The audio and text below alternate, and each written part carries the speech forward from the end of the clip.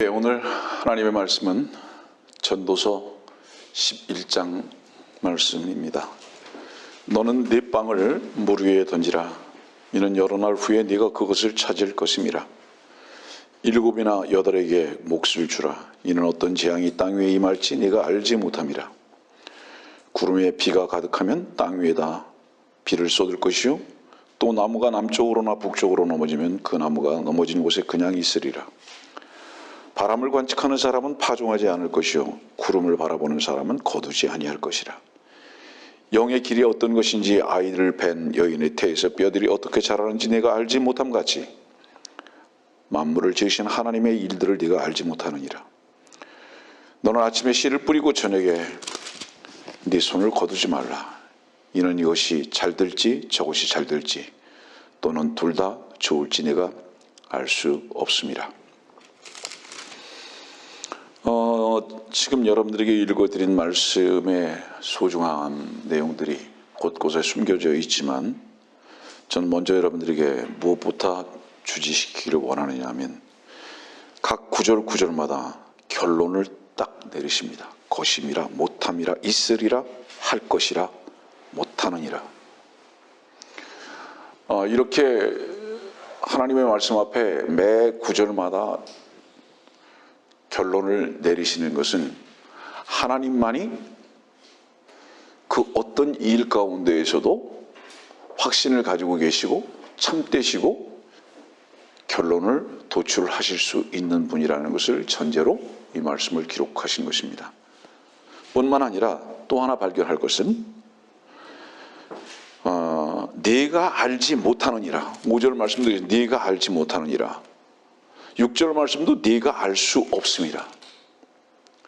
인간은 확실성 있는 것이 하나도 없다. 인간은 다 불가지론자들이다. 뭐가 어떻게 될지 몰라요. 불확실해요. 하나님만 참되신 이유를 이 말씀 속에서 또 기록해 놓고 계십니다. 저는 한국에 와서 가끔 TV를 보게 되는데 상당히 많은 부분을 어느 곳에 할애를 하냐 하면 어려운 사람들을 돕는 방송들이 계속 나옵니다. 그것은 우리나라 사람들뿐만 아니라 아프리카 난민들이나 혹은 남미에 있는 사람들이나 그 어려움에 속한 사람들, 그들의 아픔과 굶주림과 목마름과 그들의 그 빈궁함을 계속 영상을 통해서 보여주면서 사람들의 마음을 그곳으로 옮겨 놓게 할 뿐만 아니라 그런 영상을 통해서 그 사랑이라는 그 마음이 동참되어지기를 바라는 그런 내용들이 계속 나옵니다. 어려운 가정들과 그런 사람들의 모습을 보면서 사람들의 마음이 얼마나 안타깝고 또 긍휼한 마음이 들까라는 것을 공감하게 됩니다. 또 그것 이상으로 무엇이 있느냐 하면 동물에 대한 부분들을 계속 등장시키는데 아픈 동물들, 매맞은 동물들, 갇혀있는 동물들 이런 것들을 보여주면서 그 동물들을 어떻게 대해야 하는 것인가에 대해서 끊임없이 방송에 나오는 것을 또한 보게 됩니다. 이런 말씀으로 여러분들에게 말씀을 선포하는 이유가 무엇일까요?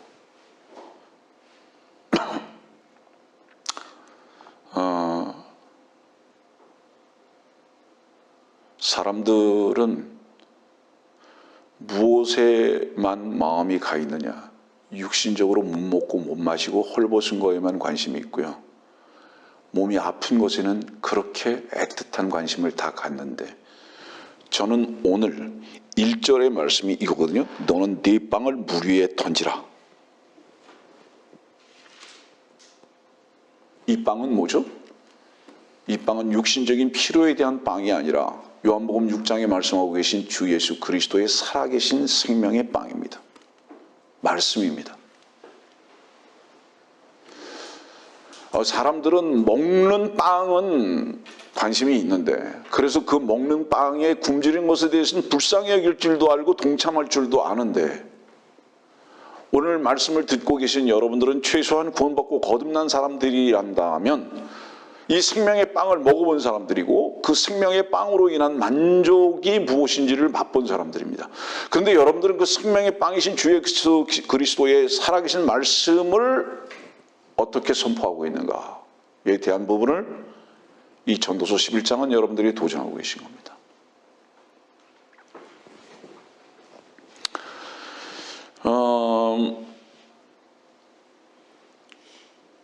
며칠 전에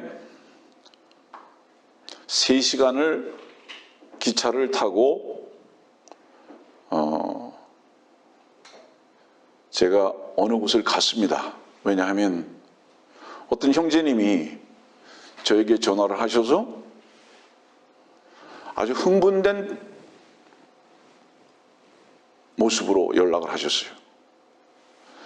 지난주에 말씀이 당신의 가슴을 너무 깊이 찔러서 견딜 수가 없노라고. 그 말씀이 저에게는 너무 큰 위로가 돼서 제가 3시간을 차를 타고 갔습니다. 가보니까 그 형제가 그 아내 되는 자매하고 같이 나왔어요. 더욱 기뻤습니다. 점심 식사를 같이 하고 그리고 교제를 몇 시간 하다가 올라왔습니다.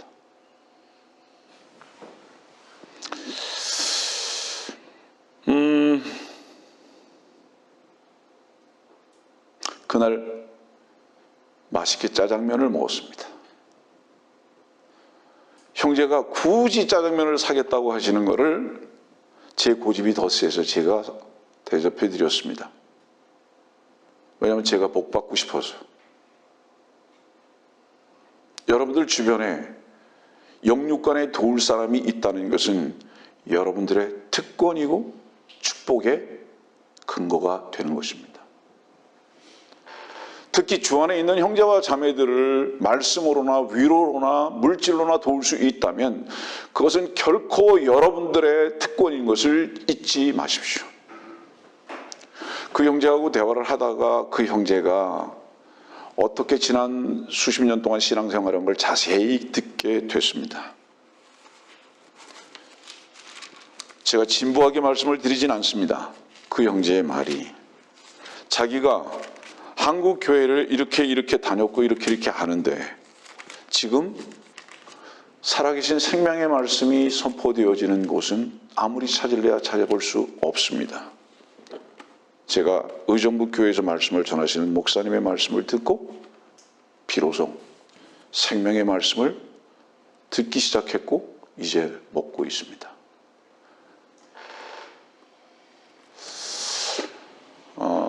참 감사했습니다. 왜 나 같은 존재의 입을 통해서 전해지는 말씀에 귀를 기울일 수 있었을까 이분이? 제가 저의 있는 처지와 형편을 다 말씀드렸어요. 그분에게. 그런데 그분이 하시는 말씀이 이렇게 얘기하시는 거예요. 그 일이 사실이든 아니든 저는 그거에 관심 없습니다. 목사님 입에서 나오는 말씀이 살아계신 생명의 말씀이기 때문에 성도라면 그 말씀 하나만 들어야 하는 것 아닙니까? 놀라운 간증이죠. 그런 형제들을 만나게 하시기 위해서 아직 여기를 두셨나 봅니다.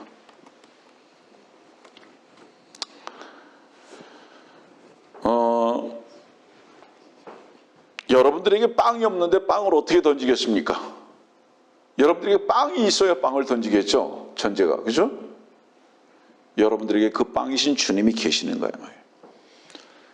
그리고 여러분들은 배불렀는데 그 생명의 빵에 의해서 배고파 굶주려 죽고 있는 자들을 볼 수 없다면 그건 여러분들이 눈먼 겁니다. 특히 여러분들의 주변에 가장 가까운 곳에 굶주려서 지금 죽어가고 있는 자 아니면 죽어 있는 자들이 있는데 그들을 향해서 여러분들의 영적 시선이 머물러 본 적이 있는가, 불쌍히 여겨본 적이 있는가에 대해서 점검해 봐야 할 시간이라고 저는 생각합니다.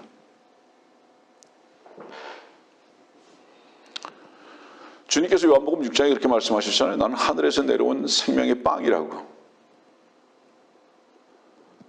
우리의 만족은요, 하늘로서부터 난 자는 하늘의 아버지를 아버지로 만나고 그 빵을 먹어본 자는 만족은 절대서 땅에서 나는 것으로는 불가능하다는 것을 주의 영 가운데서 본능적으로 압니다. 우리의 만족은 하늘로부터만 있는 것이다. 우리의 배부름은 그것으로부터만 제공되는 것이다. 여러분들 보세요. 만나는 어디에서 내렸죠? 만나는 이집트에서 내리지도 않았고 가나안에서 내리지도 않았습니다. 만나는 광야에서만 내렸습니다. 요한복음 6장에 보면은 주님께서 왜 그 빵을 어디에서 5,000명을 먹이셨죠? 광야 들판입니다. 도시에 있을 때, 세상에 있을 때는 육신적이고 세상적인 것 외에는 찾아다니질 않습니다. 그러나 우리가 광야에 있다면, 여러분들 우리가 광야에 있다는 것은 무엇을 의미하는지 아세요? 세상에 대해서 메마르고 세상에 대해서는 실망하고 그 세상이 우리와 협조하지 않는다 할지라도 만일에 우리가 그런 것을 참으로 안다면 이거 우리가 지금 광야인 거예요. 그렇다면 우리는 하늘을 볼 것입니다. 그래서 그 하늘로부터 주어지시는 참된 만나이신 주 예수 그리스도로 만족할 거예요. 왜냐하면 그리스도인들은 땅의 것으로 절대로 사는 자들이 아니기 때문입니다. 또 물은 반석에서만 나왔죠? 그 반석은 어디에 있었습니까? 가나안에 있었습니까? 이집트에 있었습니까? 그 반석도 또한 광야에만 있었습니다. 당신이 생명수라는 말씀을 어디서 하셨는지 아세요? 사마리아 수가성에 광야와 같이 죽어있는 여인에게 했습니다. 그 마음이 죽어있는 거예요. 그 여인에게 주님께서는 참된 생명의 양물을 처음 말씀하신 거예요. 하늘로부터 주어지는 모든 영생수와 영생의 빵은 우리들의 심령이 먼저 발견되어야 합니다. 주님 앞에서 나는 광야다. 이 광야라는 건 뭐죠, 여러분들? 살 수 있는 게 없어요. 다 죽어 있어요.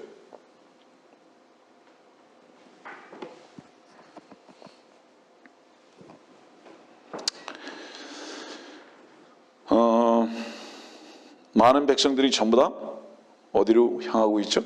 사망으로만 향해 가고 있습니다.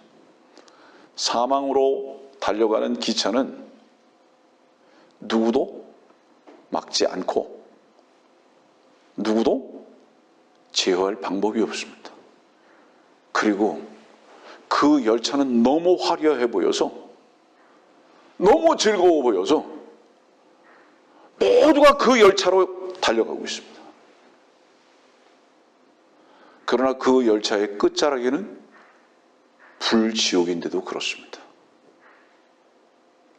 꼭 불나방이 그 불의 화려함 때문에 스스로 뛰어들듯이, 여러분들 주변에 다 그렇다 이 말이에요. 전도서의 말씀의 주제는 해 아래서의 인생이라고 전해지고 있습니다. 그래서 해 아래서의 인생이라는 것이 전도서에 29번이나 등장하는데요. 전도서를 영어적 호칭으로 뭐라고 그러죠? 에클레시아테스라고 합니다. 이 에클레시아테스라는 것은 헬라어에서 유래한 건데 그 뜻이 무엇이냐면 회중에게 설교하는 사람이라는 뜻입니다. 회중에게 설교하는 사람. 오늘의 말씀의 제목은 이런 말씀이 될 것입니다. 솔로몬의 위대한 설교 전도서. 솔로몬이 바로 이 전도서의 말씀을 통해서 설교한 겁니다. 누구에게? 분명히 이스라엘 백성들에게 이 설교했습니다. 그래서 이 설교는 아주 위대한 것입니다. 그리고 그 설교는 결론으로 딱 내려지고 있습니다. 어떻게? 것임이라 못함이라 있으리라 할 것이라. 무슨 의미죠? 이미 솔로몬은 이 설교의 내용을 깊이 있게 경험했습니다.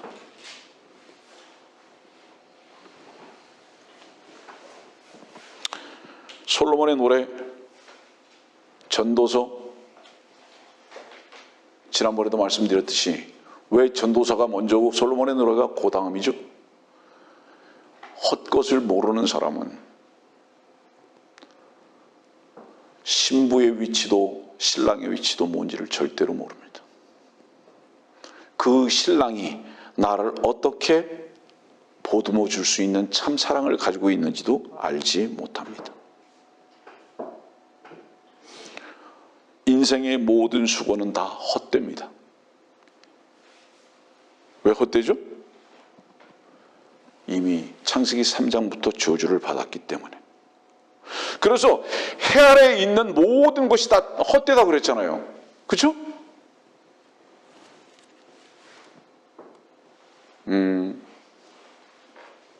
성경에서 태양은 주 예수 그리스도를 가리킵니다.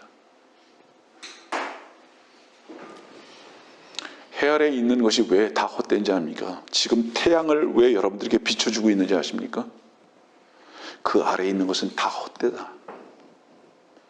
그렇기 때문에 그 헛되다는 것은 참 태양이신 주 예수 그리스도의 심판과 저주와 끝남과 헛됨의 메시지입니다. 해 아래에 있는 것은 태양이신 주께서 다 헛되게 만들어 버리신 메시지다 이 말이에요. 그런데 거기서 하나님의 말씀이신 태양이신 주 예수 그리스도의 말씀을 거역할 뿐만 아니라 부인하고 여기에서 무엇인가 참된 것을 찾으려고 하는 어리석은 자들의 몸부림의 삶만 있다 이 말이에요. 그러면 해 아래에서의 삶이 모든 것이 헛된 것을 알 때에 주님께서는 어디로 데려가시죠? 참 빛이신 주님께로 인도하시는 것입니다. 그래서 태양 아래서의 모든 헛된 것은 다 어둠에 속한 것이 돼버리고 말았습니다. 저주 아래에 있는 거죠.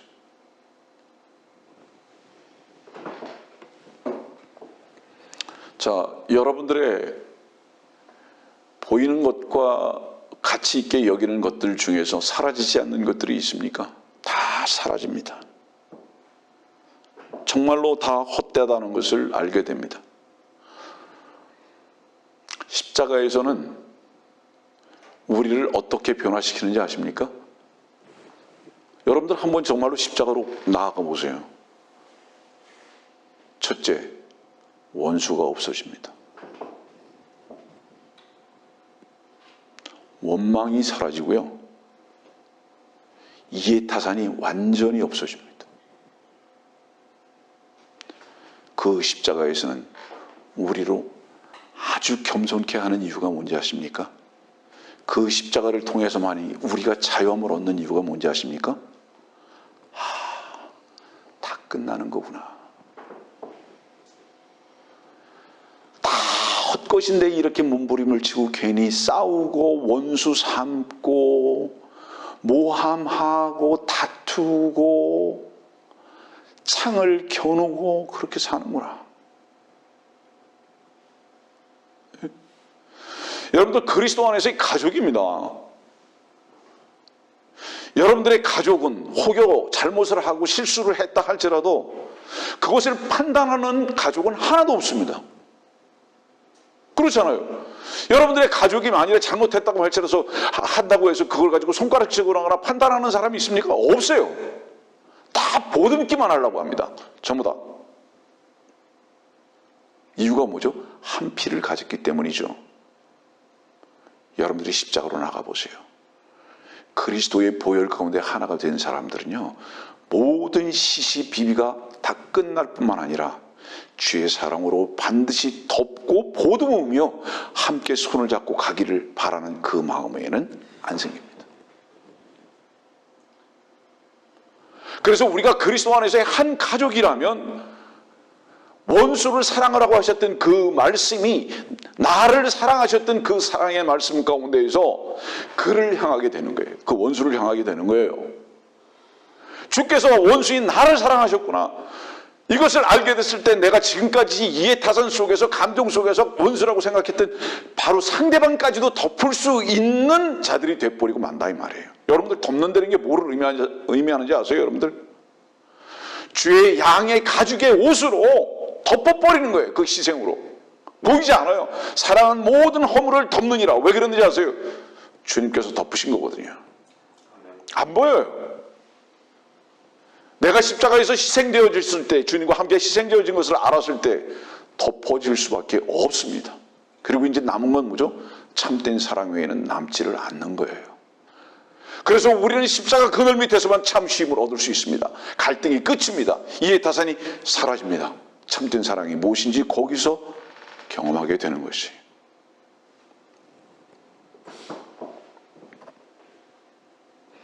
십자가는 주님과 함께 할 수 있는 유일한 시작이죠. 주님을 공유할 수 있는 유일한 문이죠. 그리고 거기서부터 길이 시작되죠. 여러분들이요, 오늘도 주님께서는 이 전도서의 말씀을 통해서 왜 헛되다고 말씀하시는지 아세요? 너희들이 헛된 것을 어디에서만 알 수 있는지 아느냐? 십자가를 통해서만 알 수 있다. 다 끝나는 것이다.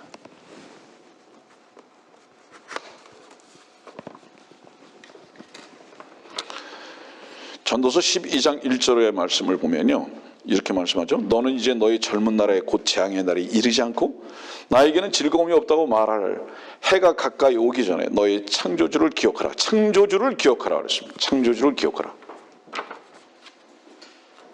그 말씀 보니까 집을 지키는 자들이 떨겠고, 그래, 집을 지키는 자들이 떨겠고. 왜 집을 지키는 자들이 떨죠? 자기 자신이 자기가 자기 집의 주인인 줄 알아요. 우리의 주인은 주님이십니다. 아, 이제 끝나는구나. 두려워요. 자기가 자기 자신을 주인이라고 여기고 산 것이 두려워요. 그 삶이.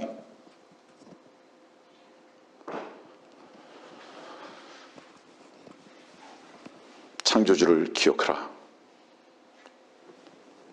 여러분들, 창조주가 뭡니까? 모든 만물의 주제죠. 주.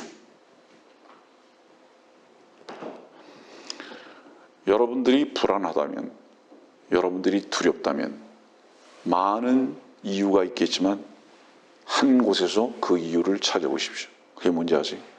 여러분들에게 권위가 없습니다. 여러분들에게 권위가 없기 때문에 두렵습니다. 불안합니다. 방황합니다.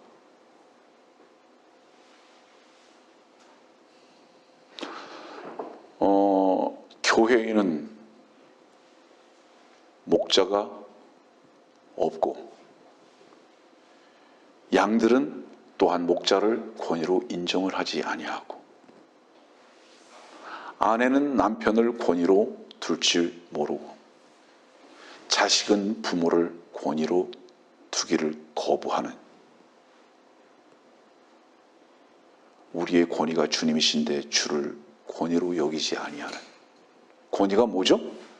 그분의 인도하심 따라서, 그분의 베푸심 따라서, 그분의 현명하신 지혜에 따라서 사는. 우리의 모든 불안함과 염려와 근심은 권위자가 없기 때문이다. 우리가 어디로 가야 할지를 모르기 때문에, 현재적인 삶이 어디에 속해 있는지를 모르기 때문에 두렵고 불안한 것이다. 그러나 여러분들이 창조주를 한번 기억해 보세요. 그분을 권위자로 한번 여겨보세요. 여러분들 스스로가 주가 되지 아니하고 그분께 여러분들의 삶을 맡길 수 있는 권위를 창조주 속에서 한번 찾아보십시오. 우리들의 모든 염려와 근심과 우리들의 불안은 그쳐질 것입니다. 단 한 가지 문제예요. 권위자가 없다 이 말이에요. 우리들에게. 그 권위자는 우리를 영원한 생명으로만 인도하신 분이기 때문에 그렇습니다. 왜 창조주를 기억하라고 말씀하고 계시죠? 전도서는 몇 장까지 있습니까? 12장까지 있죠?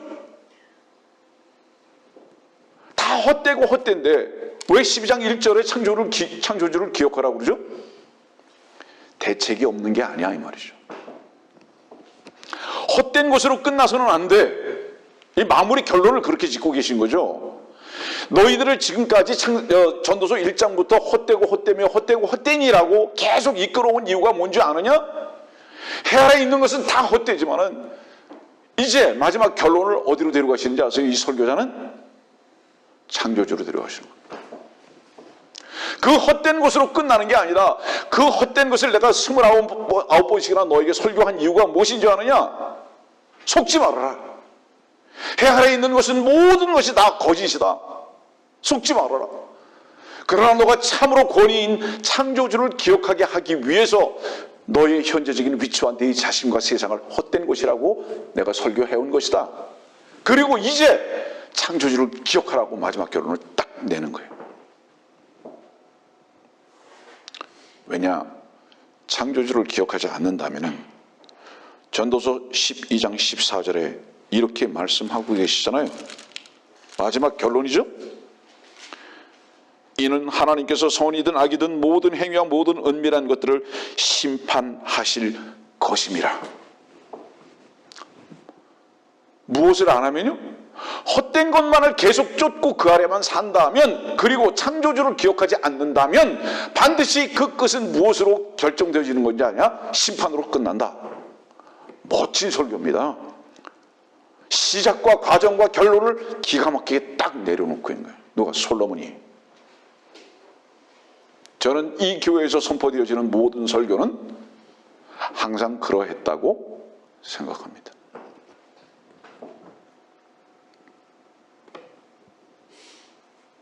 여러분들, 심판하실 것임이니라. 누가 심판을 받죠? 해 아래서 헛된 삶 속에서 심판을 당해본 사람만 미래의 심판이 없습니다. 심판으로 딱 지금 결론을 내렸잖아요. 이 심판을 피할 수 있는 유일한 길이 뭐죠? 이 땅에 있는 동안 심판의 십자가에 동참하는 겁니다. 먼저 가시면류관을 쓰지 않으면 반드시 영원히 그 가시면류관을 거부한 그 사람의 심장을 찌르는 고통이 불 가운데에서 있게 되는 것입니다. 그러나 이 해 아래서 그 헛된 속에서 참으로 그리스도의 십자가에 동참되어지는 심판을 경험했다면 창조주를 안 것입니다. 그 창조주를 안 그 사람은 뭐냐면 이미 빵을 가진 사람이며 그 사람은 그 빵으로 만족해 본 사람이라는 것을 이 설교는 말씀하고 계신 겁니다. 자, 이 전도서 언제 썼죠? 솔로몬의 말년에 썼습니다. 이 말년에 썼다는 것은 무엇을 의미하죠, 여러분들? 사랑을 해봤지만 사랑도 헛되고, 물질도 엄청 많이 모아봤지만 그것도 헛되고, 왕도 대봤지만 그것도 다 지나가는 것이었고, 수많은 여인들이 있었지만 그것도 다 의미가 없고, 내가 바랄 수 있는 것은 창조주 한 분뿐이었구나라는 것을 경험적으로 믿음 안에서 안 것입니다. 그것이 이 설교자의 결론인 거예요.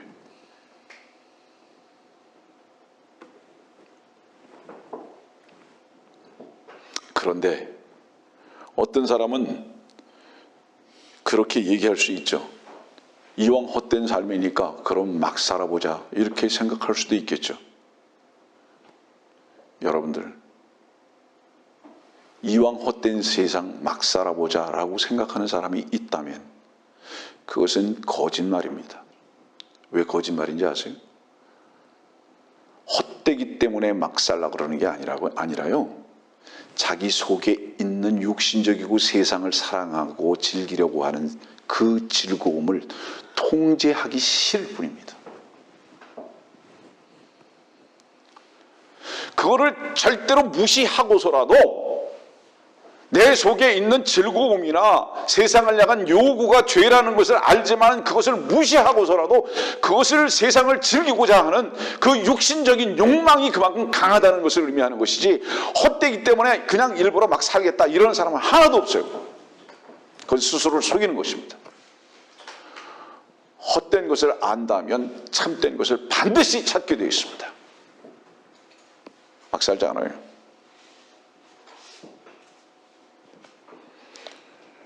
자기의 생각으로 살아가는 것을 뭐라고 그러죠, 여러분들? 그건 망상이라고 그러잖아요. 망상. 그럼 해 아래에서의 모든 삶은 헛된 꿈이에요. 망상이라고요. 이루어지지 않을 꿈이라 이 말이죠. 다른 부분을 말씀을 여러분들에게 조금 내어놓을게요. 저녁이 되면 아침이 되니 이는 첫째 날이라. 그렇죠? 해로 시작했습니까? 아니면 밤으로 시작했습니까? 어두움으로. 어둠으로 시작했죠. 그리고 해 떴죠. 헛것을 먼저 경험하지 않으면 해 아래서요. 지금 이제 이 해 아래서의 헛것을 먼저 경험하지 않으면, 어두움을 경험하지 아니하면 절대 첫째 날 없습니다. 아침이 되니 없어요. 이 땅에서 착각하지 마십시오. 빛을 찾아 산다고요? 천만에요. 이 땅은 빛 없어요. 절대로 없어요. 아예 어둠으로 시작한 거예요. 무엇을 의미하죠? 아, 절망적이구나. 아, 헛되구나. 그래서 그 헛되고 절망적이고 어둠을 십자가에 못 박아 버렸을 때 주께서 그 십자가상에서 어떻죠? 태양이 그 얼굴을 가렸죠. 빛을 가렸죠. 그리고 그 다음날 그 며칠 후에 뜬 해는 어떤 해인지 아세요? 참 영생의 빛이셨던 것입니다. 여러분들. 그것을 전도서는 우리들에게 지금 설교하고 계신 거예요. 먼저 무엇을 만나야 되는지 아느냐, 먼저 무엇을 발견해야 하는 줄 아느냐, 헛된 것, 어두움을, 절망적인 것을 발견해야 한다. 그런데 거기서 네가 망상을 하고 있냐? 정신 차려라.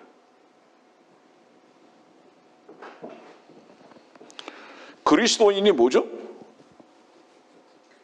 그리스도인은 그리스도의 말씀 하나만이 참된 말씀이고 그 말씀을 순종하고 배워가는 자들이 그리스도인입니다. 말씀을 듣는 분들, 죽음은 절대로 어느 누구도 여러분들을 놓치지 않습니다. 세상의 법이,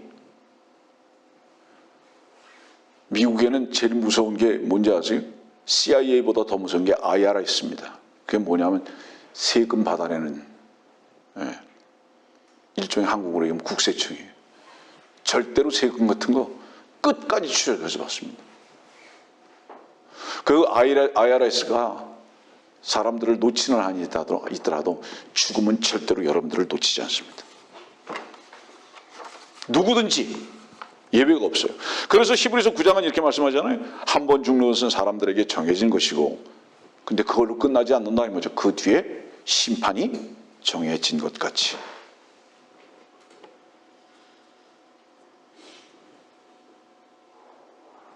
이 말씀은 한 번 죽는 것은 사람들에게 정해진 것이고 그 뒤에 심판이 정해진 것 같이. 이 말씀은 뭐죠? 이 말씀은 온 세상 사람들 한 사람도 빠지지 않고 하나님의 보편적인 은혜의 말씀을 들을 수 있도록 선포하신 겁니다. 다 죽는다. 그리고 다 죽기만 하는 자 아니야? 다 심판받는다. 그거는 솔로몬이 설교하기 전부터 정해진 겁니다. 근데 죽음이라는 것을 정해졌는 것을 알면서도 귀를 기울이지 않아요. 여러분들이 젊음이 영원할 것 같습니까?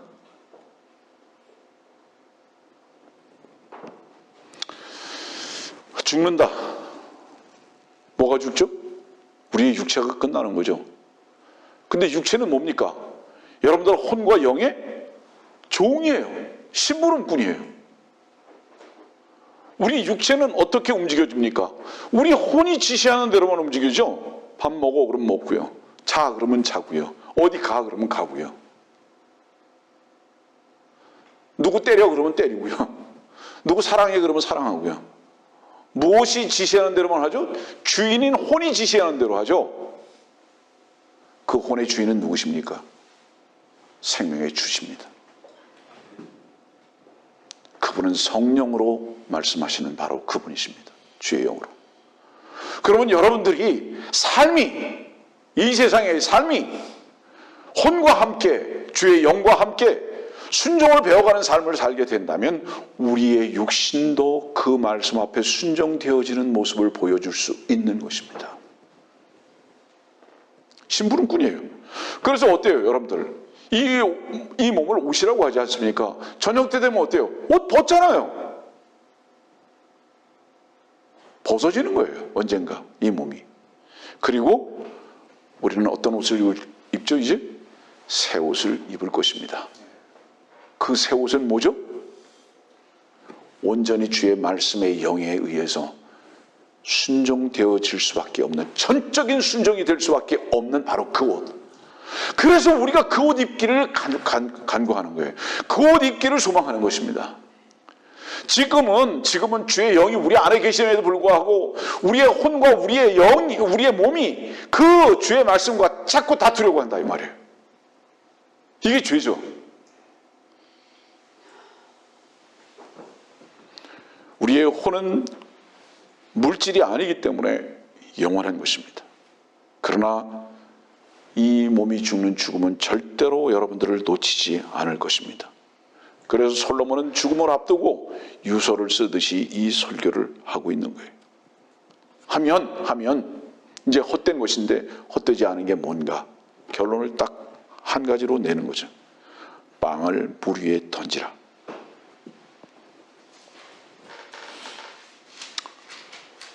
이 말씀의 의미는 뭐죠?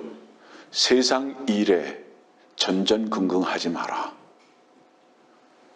그거 다 헛된 일이다. 너희 참된 일은 하나 있는데 그게 뭔지 아냐?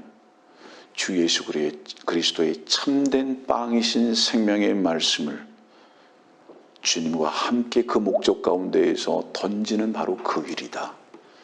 그 하나 외에는 참된 일이 없다. 이게 동역이죠. 주님과 동역하는 동역이죠. 전도서 7장에 이런 말씀이 있어요. 초상집에 가는 것이 잔치집에 가는 것보다 나으니 이는 그것이 모든 사람이 마지막이며 살아있는 사람이 그것을 자기 마음에 유념할 것이기 때문이라. 현명한 자의 마음은 초상집에 있으나 어리석은 자의 마음은 환락의 집에 있느니라. 초상집과 환락의 집이 있어요?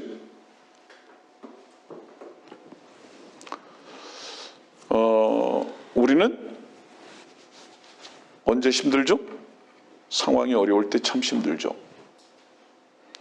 역설적으로요. 그것이 왜 힘들죠? 우리의 추구와 목표는 늘 세상적인 즐거움이었기 때문이죠. 그런데 그 세상적인 즐거움이 무산되어지고 꺾여진 것 같을 때 우리는 슬프고 좌절하고 실망하죠. 그랬을 때 우리의 마음이 어디에서 발견되죠? 우리의 마음이 스스로 초상집으로 가죠. 헛되구나. 다 헛된 것이구나. 내가 젊은 날에 이렇게 아름다운 여인을 만나고 이렇게 멋진 남자를 만났을 때는 그것이 나의 인생의 나의 보장이고 즐거움인 줄 알았는데 다 헛되구나. 그것으로 인해서 내 마음은 초상집이 되어버렸구나. 내가 자식들을 키울 때는 내 마음이 즐거움에 활락하는 집으로 소망이 가득 찼었는데 헛된 소망이죠. 근데 이 자식들이 나에게서 떠나가고 문제를 일으키기 시작했을 때 내 마음은 초상집으로 변하죠. 상황의 문제인지 아십니까? 아니에요. 여러분들 속에 헛된 망상을 꾼 것을 깨뜨려 버리시는 주님의 메시지입니다. 그래서 그 메시지 가운데 감사도 할 줄 알고 새로운 창조주이신 주님 앞에 여러분들이 무릎 꿇고 그분을 바라볼 수 있는 오히려 소망의 시간이 돼야 한다는 것이에요. 이것이 이 말씀인 거예요, 여러분들. 정신 차리라고 주시는 거죠, 우리들에게. 여러분들이 무슨 낙을 기대하고 사느냐 이 말이에요. 여러분들이 만일에 낙을 기대하고 산다면 여러분들은 어리석은 자입니다. 마음이 초상집에 있지 않아요. 자, 질문합니다. 그리스도의 십자가에 동참되어 본 적이 있습니까, 여러분들? 그런 사람들은 이미 죽음을 경험한 사람이잖아요. 그 죽음을 경험했다는 것은 뭐를 얘기합니까? 아, 내가 죽을 것을 위해서만 살았구나. 이제 이거 끝냅니다. 그랬잖아요. 그러면요, 그리스도인들은 한 번 죽음을 십자가에서 경험한 자들이기 때문에요, 이 땅에 사는 동안 어떻게 살아야 하는 것인지 아십니까? 초상집에 살듯이 살아야 하는 것이다, 이 말이에요. 그 마음이 나는 망한 자와 같이, 망해야 할 것이 마땅한 자와 같이 살아야 한다, 이 말이에요. 헛된 것이라는 것을 반드시 체험하면서 늘 간증하면서 살아야 한다, 이 말이에요. 그런데 어리석게도 하나님이 없다고 생각하면서 활락을 향해서만 소망을 가지고 그렇게 살기만을 원하는 방향전환을 또 여전히 하고 있다면 세상으로 여러분들의 발걸음이 띄어지고 있는 것이 분명하지 않느냐 말이죠. 세상을 좀 더 즐기자. 그런 사람들의 마음은 활락하는 사람의 마음이 분명하다. 사도행전 17장 18절 말씀 보면요, 에피쿠로스 학파와 스토아 학파의 어떤 철학자들이 그를 만나니, 바울입니다, 몇몇 사람들은 말하기를 이 말쟁이가 무슨 말을 하고자 하는가 하기도 하고, 또 다른 몇몇 사람들은 그가 이방신들을 전하는 자 같다라고도 하니, 이는 그가 예수와 부활을 그들에게 전파하였기 때문이라. 여기서 예수와 부활을 그들에게 전했다는 것은 뭐를 얘기하는지 아세요, 여러분들? 예수, 너희들은 죄로 죽어야 할 자들이에요. 사도 바울은 예수를 먼저 전한 거예요. 너희들의 마음이 죽어야 할 자들이다, 이 말이에요. 마땅히 죽어야 할 자들이다. 헛된 것을 위해서 살아가는 자들이다. 초상집으로 살아야 하는데 너희들은 활락을 가지고 살아가고 있다, 이 말이죠. 그런데 예수를 전한 것이 아니라 예수와 부활을 전했습니다. 전도서 11장까지 죽어야 할 것 헛것을 가리키다가 창조주로 넘어가듯이 새로운 피조물이 되게 하기 위해서 주님은 부활하셨다는 것을 가르쳐주고 있는 거예요. 우리 사도행전 17장에 읽어드린 에피쿠로스 학파라는 것은 뭐냐 하면, 여기 이제 그 다음에 스토아 학파가 나오잖아요. 에피쿠로스 학파라는 것은 뭐냐면, 인생이 살아가는 삶 속에서 살아야 하는 이유가 뭔지 아느냐? 이거예요. 맛있는 거 먹고 재밌는 거 찾아다니고 즐겁게 살다가 어차피 이 세상 죽을 거니까 죽을 때까지 그렇게 즐기고 살다가 죽자. 이게 에피쿠로스 학파입니다. 근데 스토아 학파는 어떤 건지 아세요? 어차피 인간은 나와서 죽는 게 숙명적이다. 그러면 뭐예요? 스토아 학파는 남자답게 죽음을 숙명적으로 받아들이자. 이게 스토아 학파예요. 여러분들은 어떤 학파입니까? 바울은 뭐를 전했죠? 바울은 예수와 부활을 전했습니다. 그게 무슨 뜻이죠? 야, 무엇을 먹을까 마실까 즐겁게 살 것인가, 무엇을 즐겁게 살까, 어차피 죽을 것이니까 그거 생각하지 말고 다른 소망이 있음을 분명히 알아라. 지금 그 말씀은 전하죠. 그거 숙명이 아니라고. 그리스도 안으로 들어가면 새 생명이 있다고. 근데 철학자들의 위치에서 볼 때는 어때요? 이게 지금 말쟁이에요. 그 실제로 경험하지 못했으니까 말쟁이죠. 그러니까 바울을 말쟁이라고 그러는 거예요. 주님을 개인의 구주로 영접하지 않은 사람들은 두 부류입니다. 그것밖에 없어요. 꼭 짐승과 같이 맛있는 거를 찾아 먹고 돌아다니는 거에는 관심이 없어요. 이 세상에서 즐기는 거 외에는 관심이 없어요. 그러다가 죽으면 그만이지, 이렇게 여기는 거예요. 또 한 사람들은 그래도 뭐라 그러죠? 그냥 어차피 죽을 거 당당하게 살다가 죽자. 여러분들 중병에 걸려가지고 병원에 가면 도저히 치유가 안 될 때, 이건 날 병이 아니에요. 의사가 뭐라 그러죠? 집에 모시고 가서요, 맛있는 거 대접해드리고 좋은 데 구경이나 시켜드리면서 죽음을 준비하십시오. 그러잖아요. 그 의사 양심적인 의사죠. 의술의 입장에서는 양심적인 거예요. 그러나 모든 사람이 한 번 죽는 것이 정해졌다고요? 막 살자고요? 이 세상 어차피 헛거라고요? 창조주를 기억하십시오.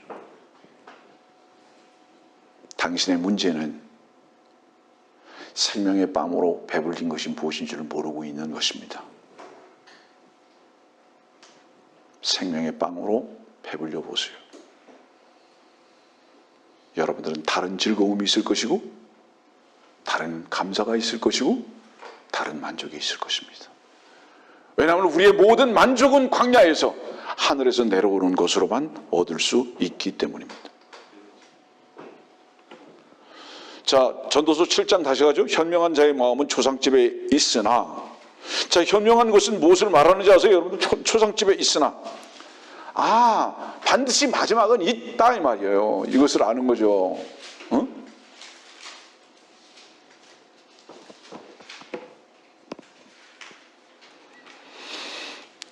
다시 오늘의 말씀 가운데로 넘어갑니다. 전도서 11장 1절, 너는 네 빵을 물 위에 던지라.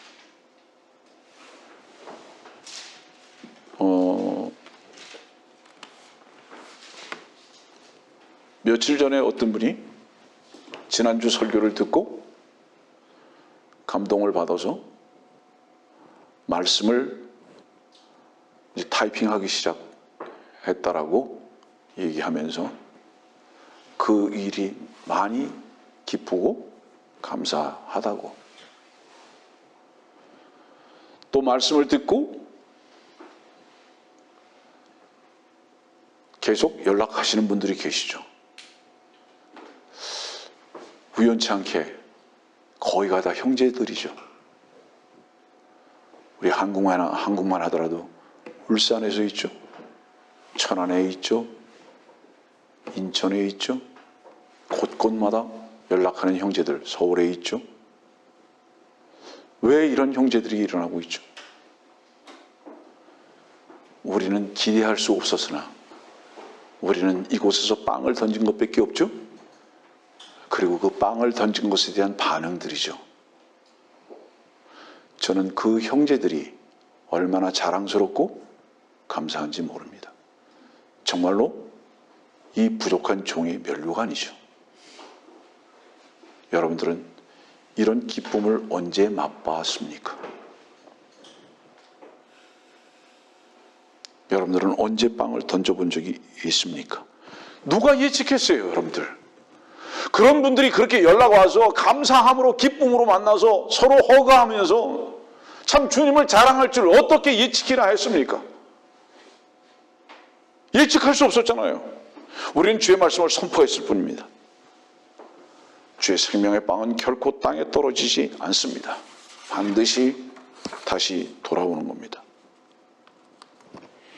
잠언 11장 30절 말씀 보면, 의로운 자의 열매는 생명의 나무니 혼들을 이겨오는 자는 현명하니라.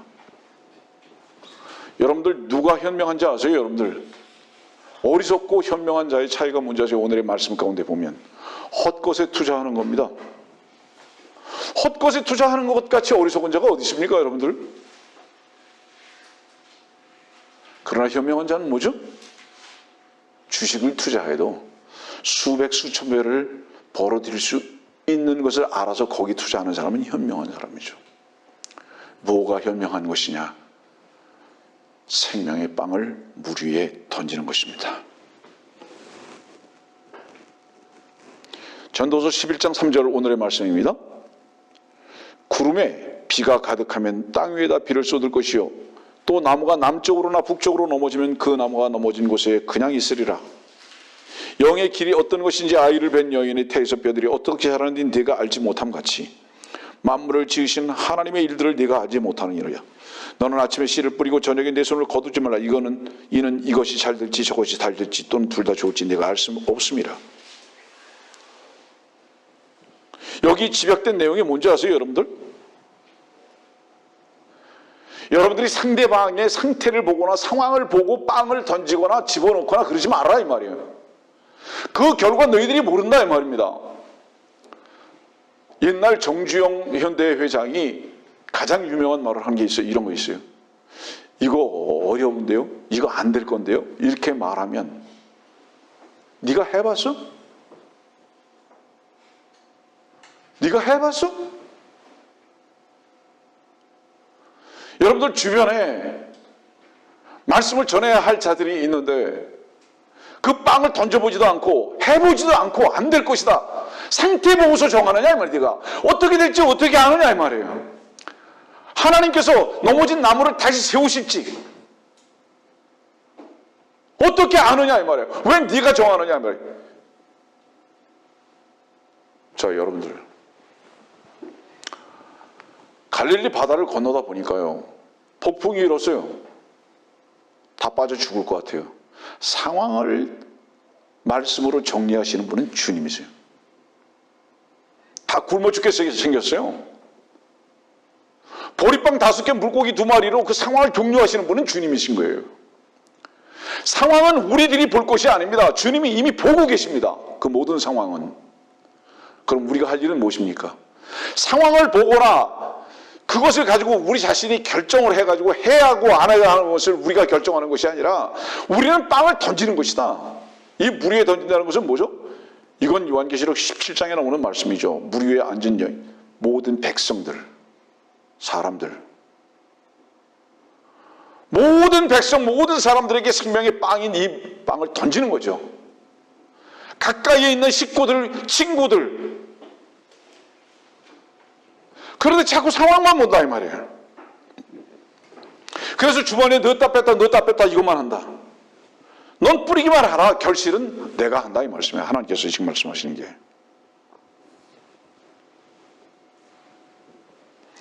요한복음 6장에 보면요, 1절을 이렇게 시작하세요. 갈릴리 바다를 건너가세요.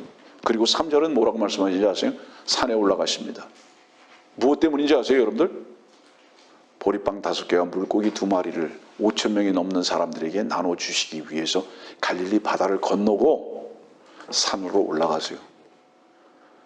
성도들이여, 생명의 빵을 가지고 만족하고 배부르지 못하는 이유가 뭔지 아세요? 여러분들이 갈릴리 바다를 건너지 않아요. 여러분들이 산으로 올라가질 않아요. 무슨 의미인지 아세요? 세상을 부인하지 않는다고요. 세상에서 만족하려고 해요. 갈릴리 바다를 왜 건너가야 하는지 아세요? 도시를 벗어나야 돼요. 산으로는 왜 가야 하는지 아세요? 이 세상을 등져야 하는 거예요. 그런데 세상에서 만족을 하려고 하기 때문에 생명의 빵으로 만족하는 게 뭔지를 모르는 거예요. 거기는 주께서 우리들에게 주시는 기도 후에 만족으로 주시는 빵을 결코 먹을 수 없는 곳이라는 말씀을 이 요한복음 6장 1절부터 우리들에게 교훈으로 주시는 것입니다. 요한복음 6장 9절, 소년이 빵을 내놨죠? 물고기 2마리를 내놨죠? 근데 이 소년이 이렇게 말합니다. 그러나 이것들이 이처럼 많은 사람에게 얼마나 되겠나이까? 라고 하더라. 내 하나가 주의 말씀을 전해가지고 무슨 영향을 끼칠 것인가? 지금 이 말이에요, 그 말이. 내 하나가 뭐 말씀 전해가지고 의정부가 내 하나가 말씀 전해가지고 세계가 뭘 어떻게 변할 것인가? 최초의 빵은 12개로 시작했습니다. 최초의 빵은 5개로 시작했습니다. 최초의 빵은 하나로 시작하셨습니다. 예? 그 한으로 시작한 그 빵을 나도 먹고 여러분들도 먹지 않았습니까? 여러분들의 마음 안에 빵을 그냥 숨겨만 놓고 계십니까? 그 빵을 내어놓으라고 말씀하십니다. 왜 우리가 그것을 내놓지 못하죠? 불쌍하게 보이는 자들이 없어요. 왜 그런 불쌍하게 보이는 자들이 없는지 아세요? 여러분들이 생명의 빵의 의미와 뜻이 무엇인지를 모르고 있는 거예요. 그렇기 때문에 불쌍해 보이는 자들이 없습니다. 여러분들 이 빵으로 만족해 본 적이 있는가 되돌아보십시오. 이 소년은 그 빵 내놨죠? 이 소년이 그 빵을 내어놓고 먹었을까요? 안 먹었을까요? 내어놨지만 배불렀죠, 이 소년. 여러분들이요, 주의 생명의 말씀에 빵을 내어놨을 때, 던졌을 때, 여기서 빵을 던지라고 하는 그 말씀이 무슨 얘기인지 아세요, 여러분들? 결과에 연연하지 마라, 이 말이에요. 결과에 연연하지 마라. 과감히 던지라, 이 말이에요. 그냥 살짝 내려놓아라 이렇게 말하지 않고 던지라 그러잖아요. 망설이지 마라. 대상을 가리지 마라, 이 말이죠. 네? 여러분들, 이 소년이 빵을 내어놓고 이 소년이 만족했다는 것은 무엇을 뜻하는지 아세요? 여러분들이 주의 말씀에 빵을 던졌을 때요, 그들이 그거를 짓밟을 수도 있습니다. 그들이 그 빵을 거부할 수도 있습니다. 그러나 여러분은 배부를 것입니다. 아세요? 그들은 그 빵을 먹지 않아도, 그래서 헛것을 찾아다니는 한이 있다 할지라도 여러분들이 생명의 빵을 내어놓는 동안에는 여러분들은 배부를 것이다, 이 말이에요. 배부른다는 게 뭐죠? 만족이에요. 전도서 11장 2절 다시 봅시다. 7이나 8에게 몫을 주라. 시편 90편 10절 말씀 보면 우리의 연수가 70이요 강건하면 80이어도 그 연수의 힘은 수고와 슬픔이니 그것이 곧 끊어지면 우리가 멀리 날아가나이다. 여기서 전도서는 7이나 8이 나오고요, 시편에는 70이요 80이 나옵니다. 이 의미하는 바가 뭐죠? 이제는 절망적이다. 다 끝날 때다. 이 70이요 80이 뭐죠? 이제 인생이 다 끝나는 거예요. 저 사람은 끝나는 사람이다, 이제는. 그래도 빵을 던지라. 끝난 사람은 없다, 죽기 전에.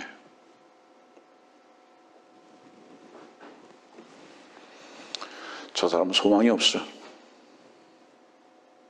그래도 한 번쯤 더 해보라, 이 말이에요. 어쩔지 어떻게 하느냐.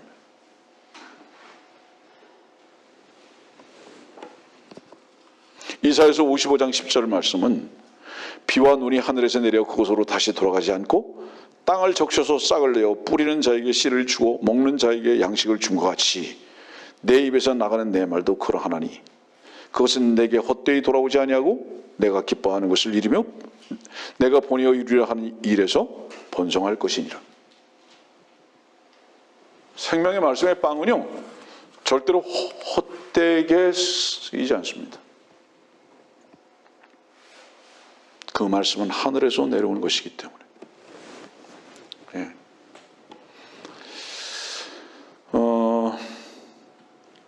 어떤 사람에게서 말씀을 전해야 할 사람인 것으로 여러분들은 혹시 찾습니까? 이 말씀 전하고 정리할게요. 저는 다른 사람은 다 구원받아도 저는 구원 못 받을 줄 알았습니다. 구원이라는 메시지를 듣고 7년 동안 방황하고 싸웠으니까요. 그리고 왜 나는, 다른 사람은 다 구원받아도 왜 나는 구원 못 받을 거라고 왜 생각했는지 아세요? 그 젊을 때도 아무리 봐도 나같이 나쁜 놈은 없었어요. 나같이 거짓되고 교만되고 헛것을 좋아하고 교활하고 아무리 봐도 나같이 타락한 자가 없는 거예요. 다른 사람은 다 구원받아도 그래도 나는 안 되겠구나. 그래서 나는 안 되겠구나. 나는 70이요 이미 80을 넘었던 때예요. 그때 벌써. 그 젊을 때도. 무슨 뜻이죠? 복음을 향해서, 구원을 향해서는 절망적이었다라고 이 말이에요. 내가. 그러니까 오죽하면 내가 자살을 기도했겠냐 이 말이에요. 이제 나는 구원을 나하고는 무관한 자다. 이렇게 내 자신이 여겨버리잖아요. 그런데 나 같은 자에게도 주께서는 구원의 주로 찾아오셨지 않습니까, 여러분들? 우리가 이 생명의 빵을 어떤 사람에게도 다 던져야 하는 것을 여러분들은 어디에서 모델을 볼 수 있는지 아세요? 바로 여기서 설교하고 있는 김요한에게서 보셔야 되는 거예요. 나 같은 자도 구원을 받았는데요. 나 같은 자도. 절망적인 나도 구원을 받았는데요. 그리고 지금 놀랍게도 기독적으로 주님의 은혜로 주의 말씀을 선포하고 있는 위치에까지 있게 되었는데요. 어떤 사람이 제외되어야 하느냐 이 말이에요. 이 구원의 말씀 속에서 여러분들, 나는 종교인 중에 종교인이었고 위선자 중에 위선자였지 않습니까 여러분들? 그런 나에게도 구원의 주께서 찾아오셨는데 누가 이 구원의 주 앞에서 제한되어야 할 사람이 있는가 이 말이에요. 전 그래서 확신하는 겁니다. 누구는 안 돼. 아니다. 나 같은 자도 구원하신 주님이시다 이 말이에요.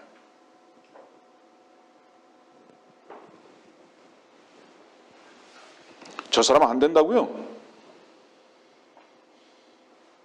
너무 세상으로 나갔기 때문에 안 된다고요? 주의 말씀을 짓밟는 것 같아서 안 된다고요? 예, 김요한이 이상인 사람 찾아보십시오 여러분들. 저는 아직도 제가 종종 말하지만 나 이상으로 거짓되거나 헛것을 즐기고 나 이상으로 위선적인 사람을 아직은 찾아보지 못했습니다. 참으로. 근데 나 같은 사람에게도 주님께서 찾아오시지 않았습니까 여러분들? 어떤 사람이 절망적입니까?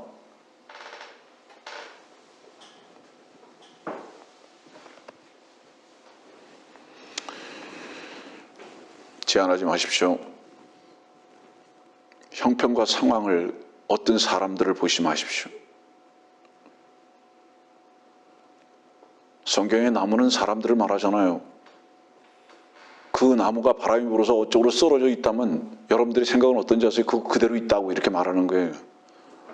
제가 넘어졌는데 뭐 지가 일어나가지고 어떻게 움직이겠는가 이 말이에요. 그러나 네가 창조주 하나님께서 그거 다시 일으키셔가지고 걷게 하실지 네가 아냐? 창조주 하나님께서 그 나무라는 그 불태워질 수밖에 없는 그 나무에게 하나님의 음성을 전할 수 있는 메신저가 될 수 있을지 네가 어떻게 아느냐 이 말이에요. 하나님은 하실 수 있다 이 말이에요. 너는 불가지로운 자가 되지 말라 이 말이에요. 하나님 말씀 속에.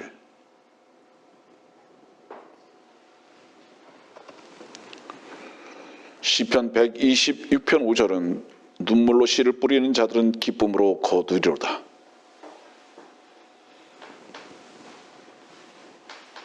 눈물로 씨를 뿌리는 자들은 기쁨으로 거두리로다. 왜 눈물로 뿌리는지 아세요 여러분들? 억울해서 힘들어서? 아닙니다. 긍휼의 눈물입니다. 불쌍해서 견딜 수가 없는 거예요. 여러분들 처음에 말씀드렸죠. 굶는 자들, 아픈 어린아이들, 헐벗은 사람들, 물도 제대로 못 마시는 사람들, 두들겨 맞아서 끙끙대는 강아지들 보면서도 눈물을 흘리면서 영원히 지옥으로 갈 수밖에 없는 심령들을 보고 여러분들은 언제 눈물을 흘려봤느냐 지금 이 말씀하고 계시는 거예요.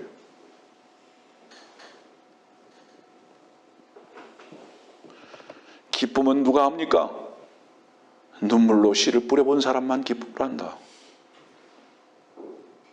저는 이곳 한국에 와서 엊그저께 형제와 자매를 만났을 때 저의 기쁨이 너무 컸습니다. 네? 미국에 있는 어떤 형제가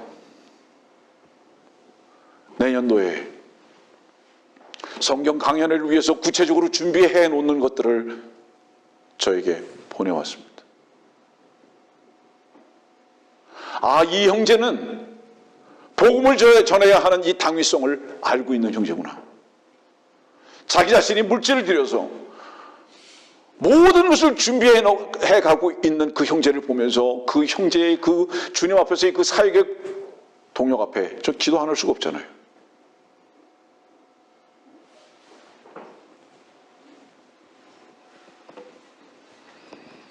여러분들은 오늘 이 말씀을 여러분들 자신에게 하셔야 합니다.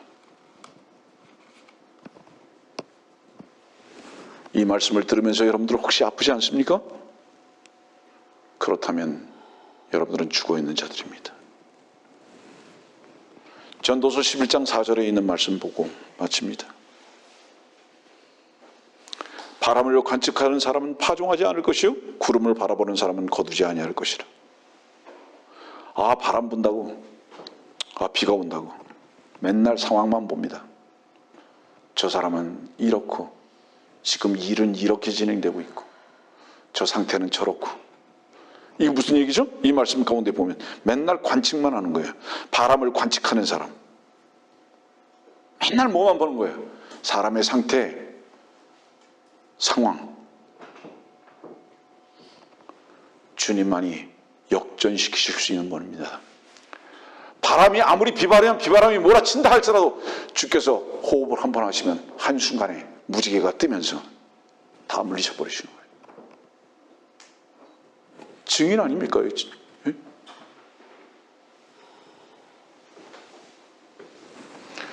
인간은 그 상태를 절대로 바꿔놓을 수 없습니다. 왜 인간이 다른 사람들의 상태를 못 바꿔놓는지 아십니까?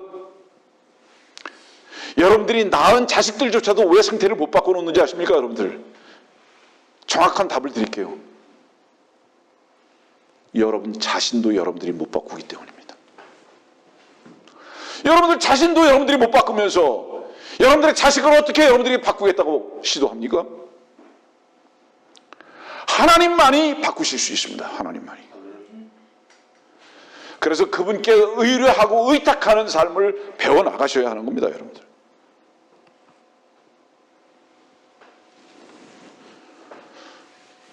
우리 주변에 쓰러져 있는 나무들, 넘어져 있는 사람들, 나의 식구들, 친구들, 주님만이 일으켜 세우실 수 있습니다. 그러면 우리가 해야 할 일은 뭐죠? 너는 네 빵을 물 위에 던지라. 우리가 해야 할 일은 그것뿐입니다.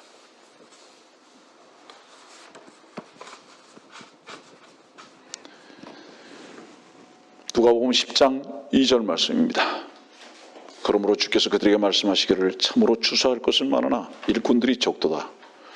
그러므로 너희는 추수의 주께 기도하여 추수할 일꾼을 보내주시라고 하라. 여기 보니까 추수의 주라고 말씀하십니다. 이 추수의 주라고 말씀하시는 그 뜻이 무슨 뜻이죠? 너는 빵을 던지기만 해. 너는 말씀의 씨를 던지기만 해. 추수는 내가 한다 이 말이에요. 결실은 내가 한다 이 말이에요.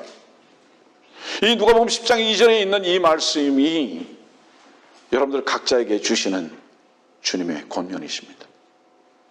너는 뿌려야 하는 자들이 추수해야 할 자들이 아니야, 자가 아니다.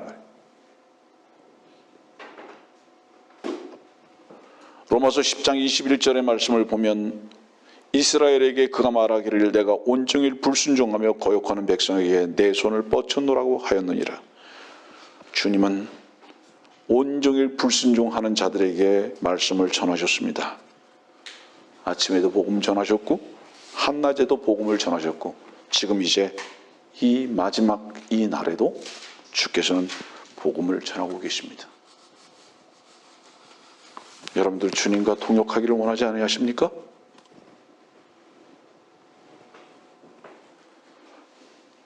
말씀을 전하다 보면 모두가 반응하지 않습니다. 그렇게 보여요. 절망적입니다. 다 아픈 자들이고요. 다 정신병자들 같아요.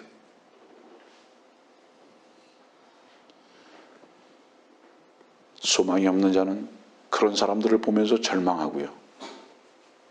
손을 놓습니다. 그러나 추수의 주를 아는 자들은 거둬야 할 자들이 너무 많구나. 밭이 희게 되었구나 라고 발견하는 것입니다. 여러분들이요, 주의 말씀 앞에서는 소망만이 있습니다. 왜냐하면 주께서만 소망해 주시기 때문입니다. 세상의 것은 다 헛고며 우리의 마음이 초상집에 있는 것과 같이 살아야 하지만은 주의 말씀 앞에 순종하고 살아계신 생명의 빵으로 일하는 이것에서만큼은 우리는 날마다 소망의 주로 인해서 소망을 봐야 합니다. 그분께서 우리들에게 약속하신 이 말씀은 반드시 성취될 것이기 때문입니다.